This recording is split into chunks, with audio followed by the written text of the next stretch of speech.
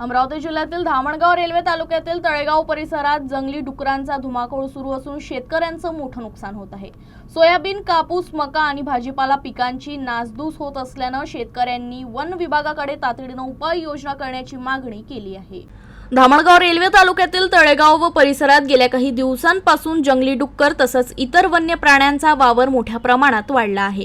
रात्रीच्या वेळी कळपानं शेतात घुसून उभ्या पिकांची नासधूस केली जात आहे। सोयाबीन, कापूस, मका तसंच भाजीपाला पिकांचं मोठ्या प्रमाणात नुकसान होत असल्यानं शेतकऱ्यांचं आर्थिक गणित बिघडलं आहे। पिकांचं संरक्षण करण्यासाठी अनेक शेतकऱ्यांना रात्रभर शेतात जागून पहारा द्यावा लागतोय। वन्य प्राण्यांचा वाढत्या उपद्रवामुळे शेतकऱ्यांमध्ये भीतीचं वातावरण निर्माण झालं असून वन विभागानं तातडीनं घटनास्थळी पाहणी करून जंगली डुकरांचा बंदोबस्त करावा अशी मागणी करण्यात येत आहे। तसंच पिकांचं नुकसान झालेल्या शेतकऱ्यांचे पंचनामे करून त्यांना तातडीनं योग्य भरपाई द्यावी अशी ही मागणी परिसरातील शेतकऱ्यांनी केली आहे।